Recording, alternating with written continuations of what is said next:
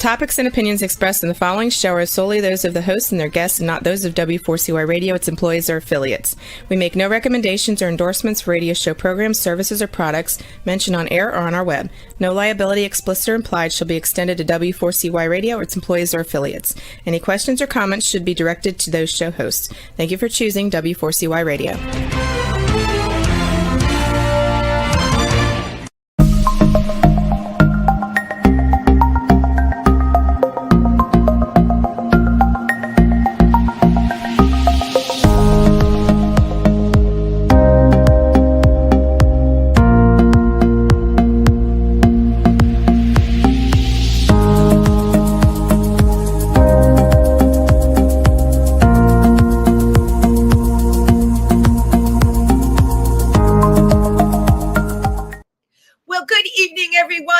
Welcome to Triversity Talk. I'm Wendy Stewart, and I'm coming to you on a wet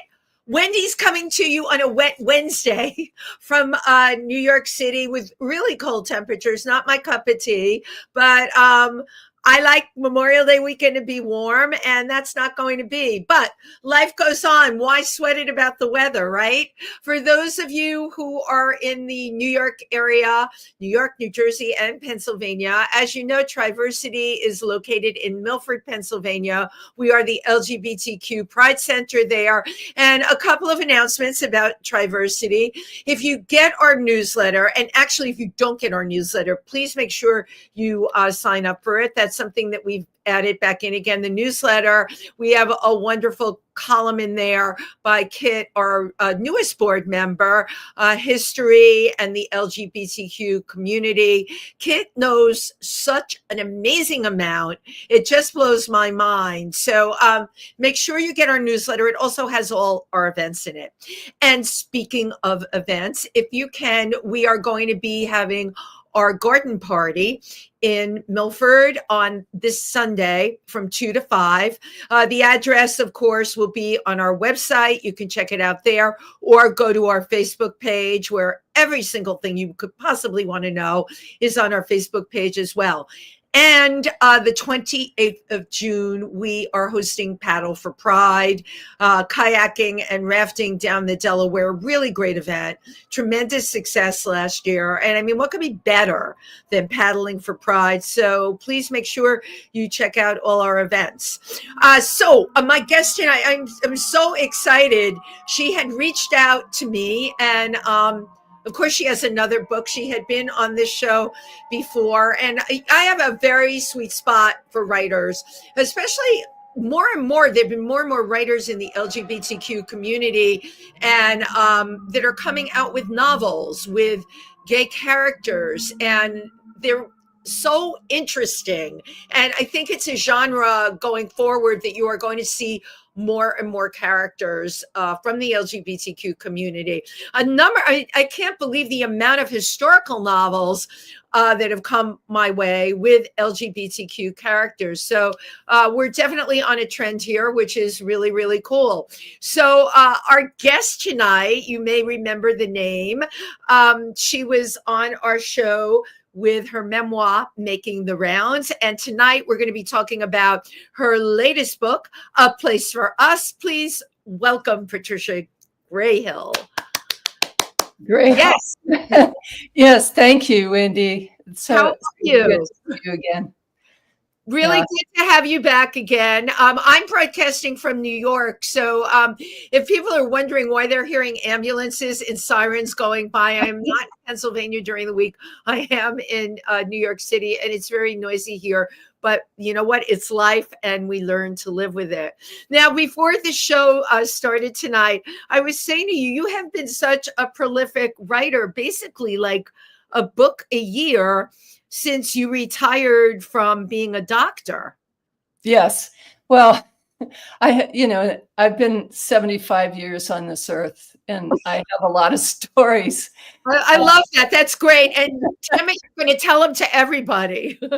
Yeah. And it's especially great. Now I'm retired. Now I'm free to write whatever I want, honestly. And no one's going to deny me education or advancement or, Right. I'm not going to lose my job. And, Right. my my friends already like me or they don't. And Oh, I totally love that. If they don't, they can go take a walk at this point. You know what? right. Good for you. You have come to the realization, all right, that like you can do whatever you want now. And that's very empowering, isn't it? It is. It is for sure. For sure. So I want to give a little backstory to people. Of course, many people that probably didn't catch the last show you were on. I think it's been well over a year. Yeah. yes. So, Making the Rounds was your first book. It was a memoir. It was, and it basically covered my 20s a little bit before, and it was a memoir of my, in part, my struggle to get through medical training. And I was accepted into medical school before Title IX, so most of the my classmates were male, 95% out of a class of 100, only 5 women. And I always like to give the time frame, which was late 60s. Yeah. Late 60s, early 70s. Yeah. Right. Well, it was interesting because that was kind of like, for my remembering, the dawning of feminism around that time. Right. And, feminism has changed over the years, but back in those days, in the late 60s, early 70s, it was primarily a movement of white middle class straight ladies. Well, you know what? You're telling it like it is, because that's exactly how I remember it. And I remember, let's see, I was in college in the later part of the 70s. And I remember going to feminist meetings and feminist movements, and you know what? You're totally right. That's who was on board at that time. Yeah, I mean, it's changed. Like nowadays, it's quite different, and certainly now it's much more inclusive. So Yes. it includes lesbians and trans and other people. But for sure. without getting off track, there's big issues with many feminists, how they view trans. And that's very, very, very controversial. So, yeah, you're right. Things have changed, but sometimes I'm not sure they've changed for the better. What has changed, though, in the LGBTQ community, I know, the younger people that have come up, they're just so much more fluid, less judgmental. You remember the time of your time and my time was the word queer was just, it was an icky word. It was a put down or whatever. And that's a very positive word, and it's very much embraced. Things change, but you were going to medical school in it was a very strange time. How did you combat like sexism? Yeah, to sort of amplify it for me, it was Utah. So I went to medical school in Salt Lake, wasn't it? Salt Lake, right. And so 90% of my class was Mormon, and certainly didn't embrace my sexual identity. Or anything. Let's just say it. Yeah. Yeah, or anything out of the mainstream, really. And so how I combated it really was I formed alliances. And it's actually, probably relevant to current times as well. I mean, I formed alliances with people that were safe and who cared about me, and with those friendships, especially my friendship with David, a fellow medical student who didn't know he was gay at the time, but I did. and we became close friends and allies. And I think we were able to form kind of a cocoon of friends around us. And really, quite frankly, I was able to focus on the task at hand, just getting through medical school, which wasn't easy, without having to worry so much about being, found out or kicked out or whatever. Right. It's funny saying that, because that's something we can't really wrap our heads around now. I know some of my younger viewers would be going, really? Come on. Yeah, right. Yeah, but I remember what it was like back then. And, congratulations to you that you went against the odds. But you did the thing we always tell people to do. You have to form community, right? Exactly. And, that's exactly what we have to do now as well. I mean, what I was thinking about, I had you on the show when you came out with your memoir and making the rounds. It was not that long ago, and now we are in a totally different time, and I would have never called out now to be the way it is. I would not have. I can't believe like how we evolved and now where we're at right now. It's crazy. Yeah, I agree. I mean, it's shocking to me as well. But again, I have lived through dark times in the past. Right. And, right now, certainly we're battling headwinds and moving backwards in terms of acceptance of LGBTQ issues and rights and freedoms and such. And, I still think that, as long as we continue to live our truth and form community, and, I think that we'll be able to get through it. Oh, I completely agree with you. And one of the things, I mean, that's happened in Pennsylvania and in New York, here in the Northeast, there's been a groundswell of quote unquote resistance. I don't just mean going to protest. That's great, because you're showing your resistance in numbers when you do that, and you're speaking out. But just in general, how people are starting to bond together and form together. I personally feel at the end of the day, it's going to take a lot of money. And in the LGBTQ community, there is a lot of money. And I think everyone has to get together and realize that we've got real power. We absolutely have real power. I think what saddens me, though, Patricia, the most is the amount of women that voted, as far as I'm concerned, anti-women. I won't even say anti-feminist. I'm going to put that to the side. I'm going to say anti-women. And I don't know how that came to be. I still cannot understand that for the life of me. No, I fail to understand as well. I mean, especially if you look at the impact of denying reproductive care to women. It's been disastrous. Right. For so many women, who have lost their lives even, and as a result of these policies and the confusion that it engenders. Yeah. So that saddens me a great deal. I mean, I lived through a period where, abortion was illegal. Right. Well, you mentioned it in your first book. Right. And that was, potentially devastating. And now here we are again. And it, and in some states too, it's really not safe to be queer. Oh, wait. Well, yeah, that's happened like in the last year and a half. It became very unsafe to be queer. And the big one, and you have a medical background, how can you deny a transgender person their hormones? I'm not even up to the surgical part. Let's just talk about the physics. A lot of people just take hormones now. How can you do that? That's awful. Especially if they're already in process.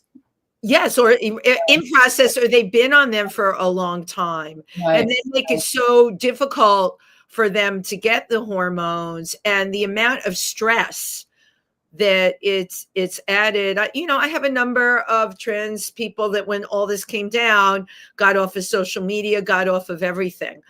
Nobody should have to live under that kind of pressure. There's absolutely no reason for it. Yeah.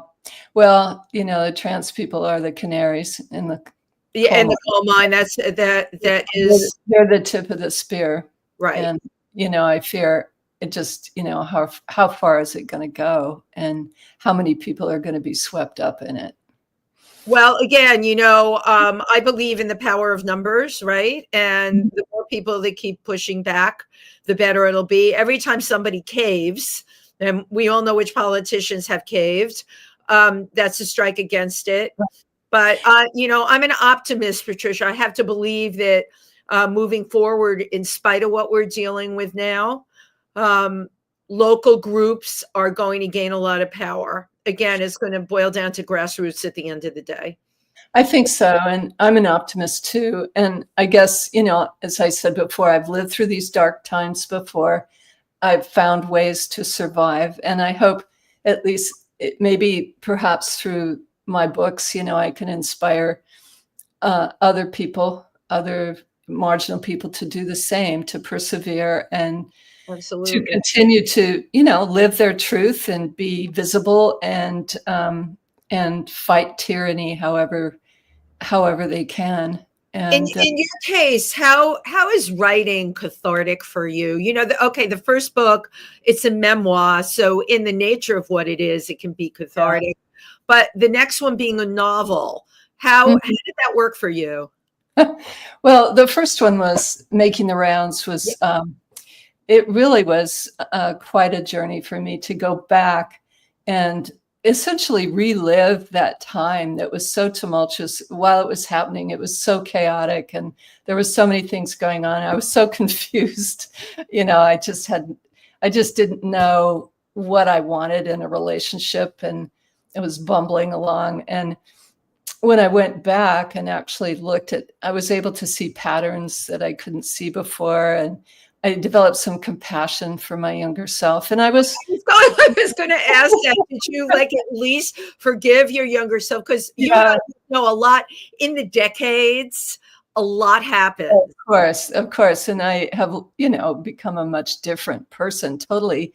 But that was part of my building blocks, and to go back and really look at it honestly, it's an unvarnished version of what I experienced at that time, which I thought was important because, I feel like it wasn't just a doctor's story. It was really, about me as a human being and my struggles, and pretty unvarnished and not like, the edited version on social media, which is, I think, how we actually can connect with readers, by being honest and showing our humanity. Right. And who we are authentically. Now, the title itself is like a double entendre.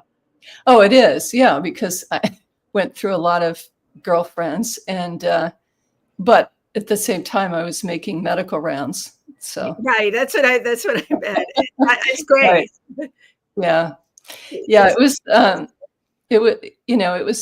it was a very interesting and exciting time, but I think it also has, lessons for today, on how to survive. I think one of my favorite expressions is Brene Brown, who said, someday you'll tell the story of how you overcame what you went through, and it'll be someone else's survival guide. I love that saying. Yeah. And that's what I'm kind of hoping for this book. And the next book, A Place for Us, is a novel. It has a true basis to it because it's based on my partner and I experience. We first met in 1981, and we couldn't get together because of immigration barriers, and so our relationship fizzled.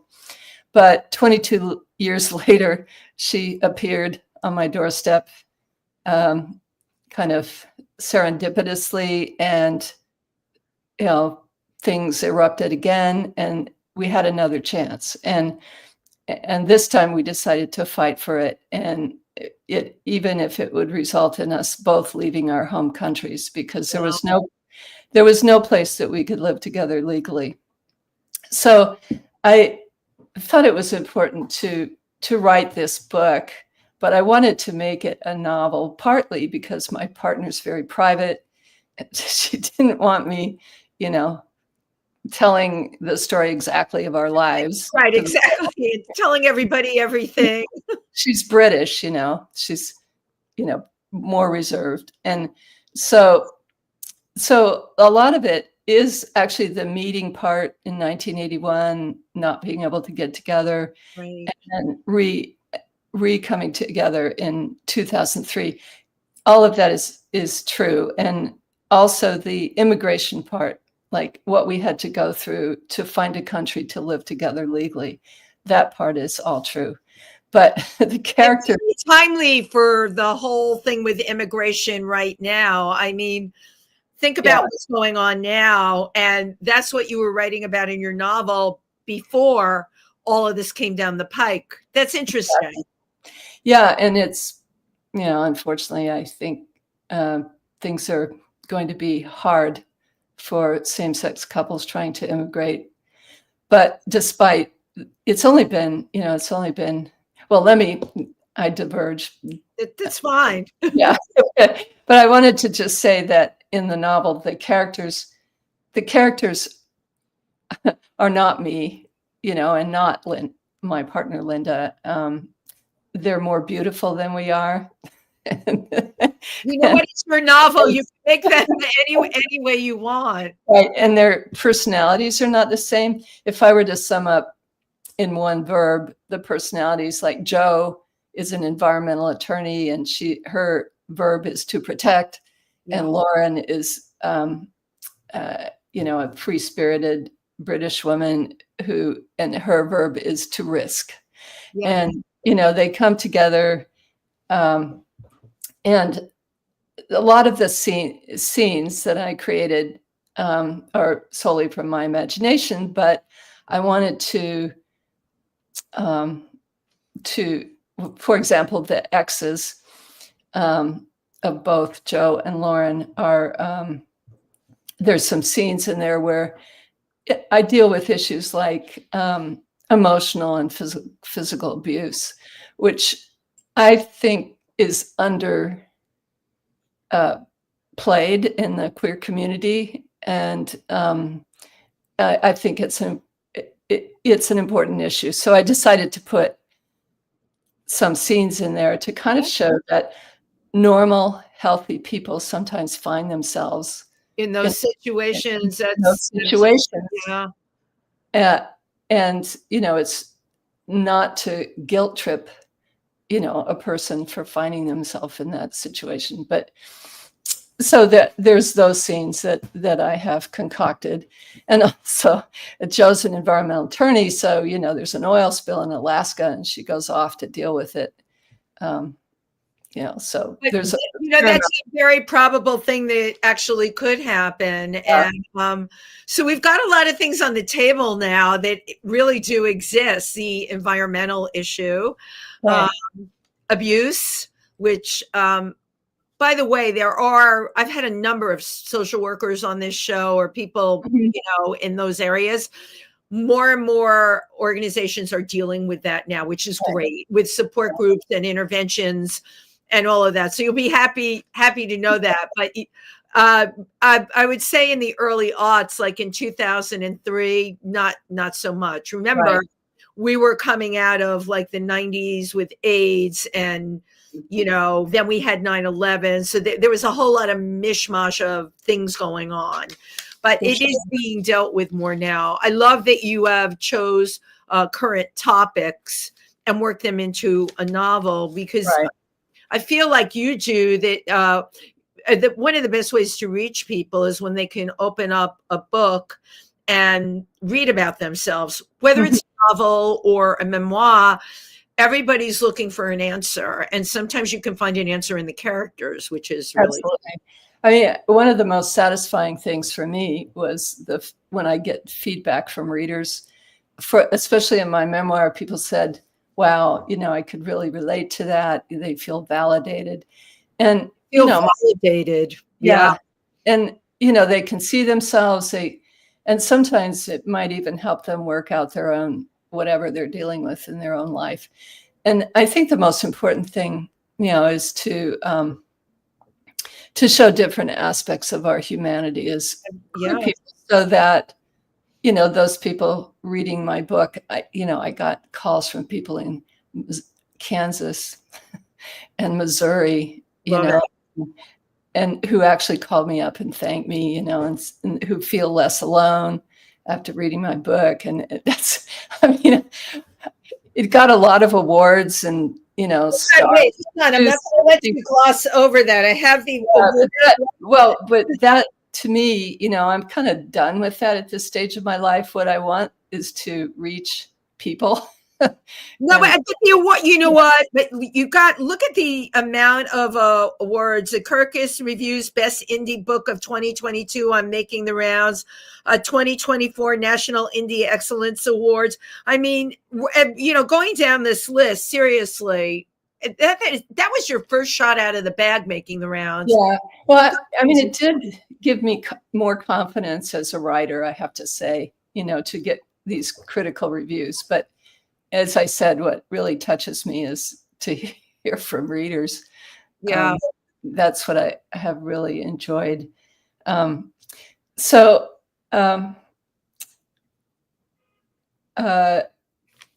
anyway, I wanted to say one thing about A Place for Us. It does deal, you know, immigration. It's only been a little over 10 years that marriage equality has existed in this country, and that same-sex couples were treated equally for immigration purposes. But I worry that, you know, despite the law that currently exists, that maybe now same-sex couples would be given greater scrutiny, have greater obstacles to greater challenges put forth by government. Yeah. Right. And still, you know, even now, same-sex couples have to be legally married in the country of origin, which for, you know, if you're from India or Pakistan or something, you know, it's just not possible. So, good point. So I, you know, in the back of the book, I put some resources for people, you know, who are dealing with immigration issues. And so I think that's really great, because you wrote a novel, but you gave them resources in the back of the book in case they have to use them. And I think that's exactly what I mean about writing a book like this, reaching out to people. If you're marginalized, here's what you can do. I believe that we can take action. The one thing, no matter what, as people, the one power we have, we can take action. Absolutely. I mean, look, well, I'm very proud of my alma mater, Harvard. You know, that's why I got my MPH there. And, you know, they said no. And look how many people, you know, kind of jumped on board to sign pacts, you know. Right. You come after one of us, you come after all of us. And that's what it has to be. Yeah. And so this gives me hope. Oh, absolutely. But I think the biggest challenge now is the amount of illegal things that are going on. And if there's no political pushback towards them, like I'm not holding this administration accountable, because they're going to do every illegal thing under the book, right?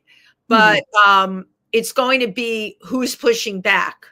The same way Harvard pushed back and got all those people on board, Patricia, that is what it's going to take. Yeah, I think it will. So I was very proud of them. Yeah, no, absolutely. And yeah, your alma mater to boot. So when you do your readings and things like that, what are your audiences like? What do you get from your audiences? Well, it's really been various. You know, I've done a number of book groups. I did one in Bellingham, Washington, which was mostly young people. And that was interesting because, you know, it's amazing to me how little young people know about what it was like back in the day, and Right. how surprised they are to learn, that women didn't have equal access to education. And Came out of a totally, totally different time. right, and Also, couldn't get their own credit card without their husband's right. permission. No, that's absolutely true. I know they're completely shocked by that, right? Right. And so, I mean, that was kind of interesting. And I mean, it was lovely. Some couples brought couple of couples brought their babies, and they didn't bat an eye. One was a elementary school teacher, totally out, at work, and it's just so nice that how things have changed. I mean, there really has been so much progress. It does feel like, we're under siege right now, but still, I mean, things are so much better. Yeah. And honestly, that I don't believe is going to change. Uh-huh. Okay. Because again, people are going to push back against it. Right. These are different times. I guess what was shocking to me is that we could have gone this way politically after the roads had been paved in a different way. And I didn't know about you, but you're in the Pacific Northwest. I talk to people all over because it is a very curious thing to me. And there was even some people I knew out on Long Island that completely shocked me the way they voted. And I've discussed this with a lot of my New York friends that are like, how could this have happened? I get how this happened. A lot of people were very upset about quote unquote illegals. That became a source of contention, and they didn't care about anything else. You understand? They didn't care about abortion rights. They didn't, they just couldn't see past that. Right. And I had this discussion with someone the other day. Racism is a very powerful thing. And I really believe that was the turning point in a lot of ways, that they couldn't handle people not being like them. I mean, I'm going to take you back to what you said originally, medical school, self-entitled and white males, right? Yes. What we're talking about in the bigger picture here is the self-entitled white male. But the world is not that way anymore.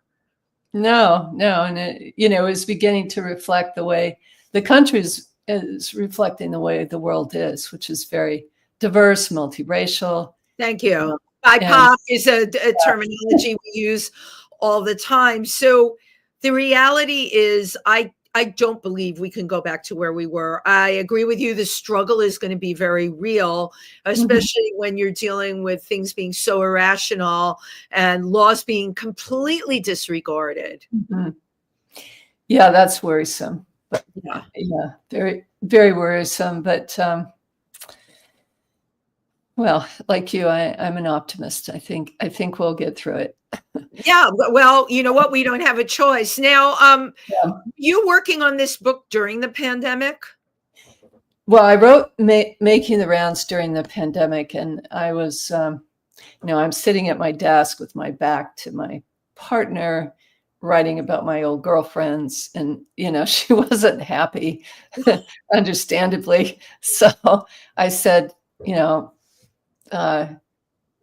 happy wife, happy life, right? So I said, I love that, right? I said, let's write a book together. And so we did. I mean, it was a romance. We made it up totally. I mean, it has nothing to do with our lives, but we'd get together at happy hour at 6:00, and we talk about the plot. And she's I love that. That was a very good way to deal with it, really. Yeah, and it worked. I mean, fortunately, she got into it. She has a degree in English, so she could correct all my grammar mistakes. There you go. and it was fun, I mean, we'd actually end up arguing about the characters as if they were real people. Like, no, Christine wouldn't do that. She's too straight up, or whatever. It was just, it was fun. So we ended up, and also the other thing we wanted, it has a, it starts with the two protagonists in their 20s. They meet in England, in the UK, but then circumstances, they split up, and one gets married, has a family, and then they meet again accidentally on a golf course in Palm Springs. Palm Springs, of course. and sparks fly again, and but then they both have families, they both have these complications, Complicated lives already, and they're in their late 60s, but they still have lots of passion left, and that was the point. It's sort of like, we need protagonists that are older, that still have lots of. Thank you for calling that out. That is the truth. And I talk about this with women all the time. I've got girlfriends in their 80s they're like 50. All right. And they've just got it all going on. And I don't even want to use the word still. And I think I talked about this on my show this afternoon. If These Walls Could Talk, I had a woman on, Explorer. I'm like, we have to start calling out, especially with women. My God, they've got all this great stuff. And you said it, passion. How about that? Right. We can still be passionate, and everything should not be for youth. People are of all different ages. We, by the way, are the only culture. If you go to other cultures, there's such reverence and respect given to the elders. Here it's just like either ignored, invisible. I hate that word, but definitely invisible. And if we don't all start calling that out, it's going to continue. Yeah, no, absolutely. I was struck. I was on a panel 2 weeks ago in San Francisco with Alka Joshi, who wrote The Henna Artist, and some other authors who started writing over 50. And we're on fire, I love it. All of us are just like cranking out books and just having a blast, as a new career. Alka Joshi had her own advertising company, and the guy next to me was a former criminal defense attorney, and I had my career as a doctor. So, but now we write, and we call ourselves writers, and and we've got lots of stories to tell, and lots of experience. It's actually kind of hard to write. It takes a lot of discipline. But, if you've had a previous occupation that was hard and required a lot of discipline, it's not a big stretch to. Right. And I've had at this point so many LGBTQ authors on this show, and this is what blows me away. They're winning awards all over the place. Because it's not just some are self-published, but a whole lot aren't. There's a whole bunch of presses out there right now that are picking up this type of thing. And they had lives as teachers before, or minister before, and getting out there now with their books and winning awards all over the place. I personally feel there's a definite trend now that we need to have, especially in our novels, LGBTQ characters. It's that's the world, right? We're all kinds of people in the world. Why would we be one kind of thing? So in making the rounds, I thought it would just be like older lesbians that would read my book. Oh, that's so funny. You read right. But it turns out, it had, and you asked me about my audience. One of my audiences, I went to this one book group, and I walked in, and it looked to me like it was all older church ladies. And I thought, did they read my book? And they wanted me to come and talk to them. Right. And, because there's a few racy bits in there, and they were one of my best audiences. I totally love that. Yeah. And they bought all my books, the ones that hadn't read them. So The point is, you don't know. You don't know. What I find interesting is in your books, Making the Rounds, and your other two books, everything starts out with a person like being like in their early part of their life, and then fast forwards to the latter part of their life. What is it about that kind of theme that appeals to you? Well, I guess because, in real life, I met the love of my life in 1981, but, she was British and it wasn't going to work. Right. And then we got together again 22 years later. We had to fight for it, and had to leave our home countries and become citizens of Canada. But, I think that that's an important theme in my life. So A Golden Years and Silver Linings is obviously a second chance novel, and so is A Place for Us.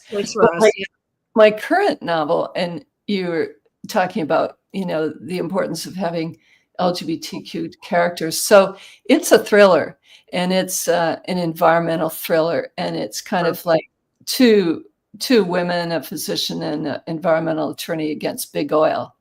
And it is mostly a thriller. I mean, there's a little bit of romantic intrigue that both are one's lesbian, one's bisexual. And there's a husband in the picture, but mostly it's about the thriller. Wow. And so I'm actually going to market this book widely. It's not going to be, a lesbian thriller or, it's just going to be a thriller. Yeah, no, I totally get it. And it also makes me think, because I do think about this a lot, when you see films now, there can be a gay character in television or whatever. Don't we hope that eventually we don't have to like underline the genre that it's in? I think about that a lot, that we don't have to objectify, that people are people. They can be gay, they can be straight, they can be fluid, but they're people at the end of the day. And in each and every person, there's something that we can grab onto, some element that we can grab onto. Yeah, I hope so. Of course, I always think that the book I'm writing now is the best I've ever written. So I think, I'm so excited about thriller. I can't wait to. That's exciting. And with a thriller, I don't have to tell you, it's got screenplay potential too. Oh, well, we'll see. Yeah, it does have a very shocking ending. Well, you can't divulge the ending right now, but right. So, but that book will be out in 2026. Yes, it's going to be finished this summer, but I can't have two books too close together. So, I'm going to release it in January, I think. That's my current plan. Yeah, that's the plan. Now, looking at you as a writer, what's your process? Well, it's really, I like structure. I was a doctor. I had a routine, and the situation of interviewing patients and it's all very structured. So I like structure. So, I get up in the morning and I have my coffee, and then I sit at my computer for a little while and write.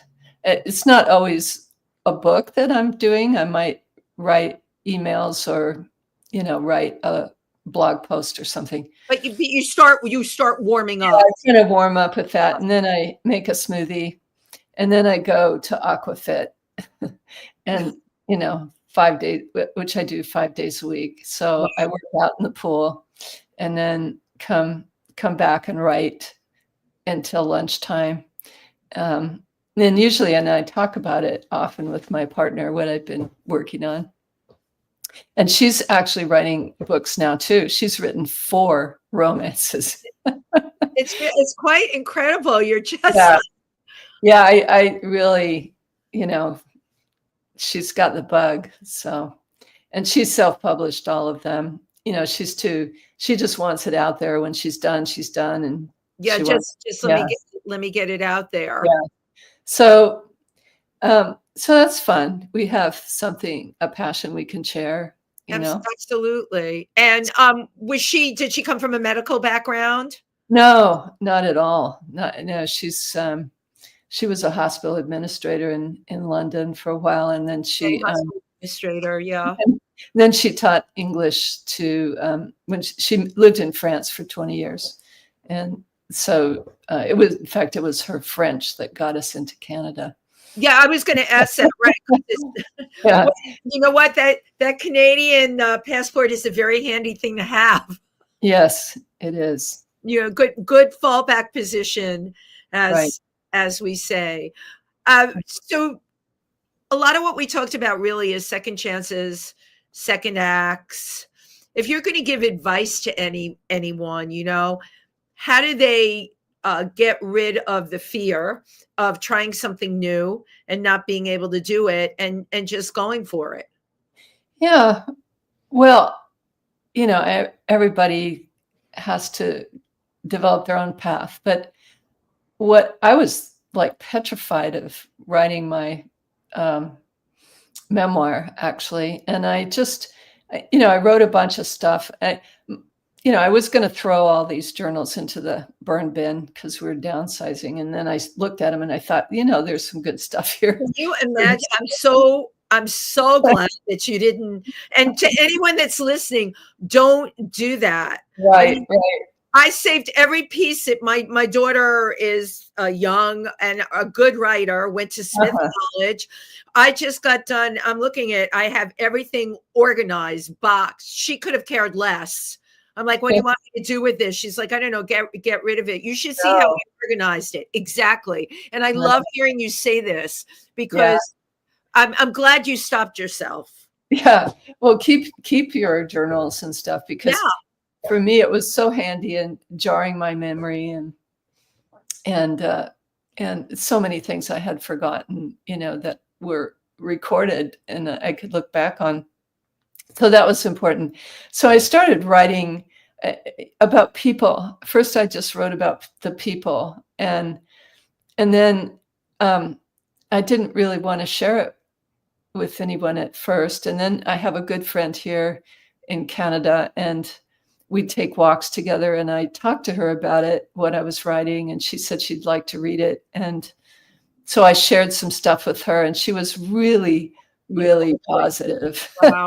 So the one word of advice is, if you're going to share what you write, share it with somebody who you know is going to be positive. I mean, I didn't want any kind of editorial comments. Right. You didn't join one of those writing workshop groups. Well, I did eventually. In the beginning, it was important to just, if you're going to share your very tender, you know, your tender feelings and everything, pick someone you trust who's going to really, you know, be kind. So, and she was. And so, but eventually, you know, I knew that I needed to develop skills in writing. I've been a doctor. I've been a writer. Well, I've written lots of medical articles, but it's totally different. And so it's a totally different thing. Talking about one's feelings, and certainly like your first book being a memoir, you uncover a lot of very emotional, very private, often very painful things. So, you know, I took classes at Hugo House in Seattle in writing craft, and I formed a critique group. We're still meeting. That's so cool. I formed it just at the end of 2019, just before the pandemic, and we've been meeting ever since. It's been so useful. And then I also took a 6-month memoir writing course with Brooke Warner and Linda Joy Meyer. Oh, I happen to know who Brooke Warner is from the feminist writer Amy Ferris. Oh, right. Okay. Your friend of mine. I saw her 2 weeks ago. She was on the show a couple of weeks ago, too. Right. Oh, okay. I know I haven't met her, but I certainly have. You would totally love Amy. I'm going to send her this interview too when we're done. She's a great person, and she talks about Brooke all the time. Well, she was my mentor in this, you know, 6-month memoir course. That was the best. My God. I really thought she didn't like it, but at the end, she said, when it finished, she said, would you like to publish this with She Writes Press? And I was like, what? Like, it scared me. But I decided, again, as I told you, at that point I was 70. It was like, who cares? Like, it's going to shock my University of Utah Medical School colleagues, but excuse me, they'll get over it. What do you care at this point? Right. So who cares? So Patricia, do you have, because we're down to the wire here, do you have where you're going to be speaking and doing book signings? I do. So this is my new novel, A Place for Us. Oh, great. Can you hold it up a little closer to the camera too? Is that perfect? Yeah, that's great. And hang on, I love taking a picture when I have my guests on. So I want to do that. That is so perfect. You've got yourself framed really great. Okay. Good. Perfect. Okay. So I will be, so my book launch, it comes out June 3rd, and it's distributed by Simon & Schuster, so it'll be everywhere. How great. Yeah, and it will, so my book launch will be at Third Place Books in Seattle at the Lake Forest Park store. And then I will be doing another second book launch at Village Books in Bellingham, which is a great venue. And also at the library in a small town west of Victoria, BC. Oh, I love that area. How cool. Yeah. So don't forget to do a reading for the church ladies. Oh, that will come. I think I will be doing I would love to go back and talk to the church ladies. I know. You see, you found an audience that you didn't know you had. And that's always so fun to me, Right. Yeah, it was fun.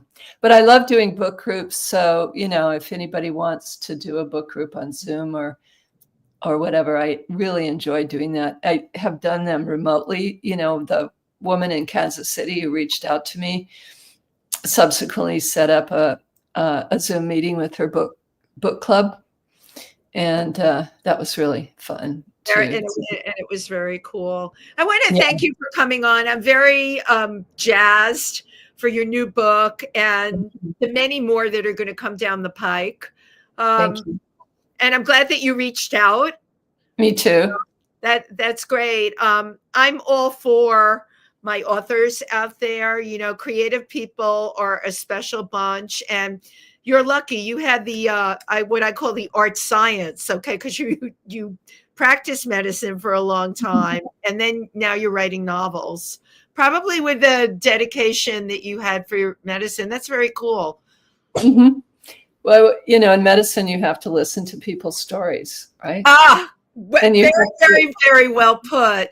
Thank you again, Patricia. And I wish you all the best with this. And thank you to everybody who tuned in tonight. The book is called A Place for Us. Get it? It's going to be out it's great. It's coming out in Pride Month. What could be better? Right. That was the point. Perfect. All right. Good night, everybody. Bye-bye.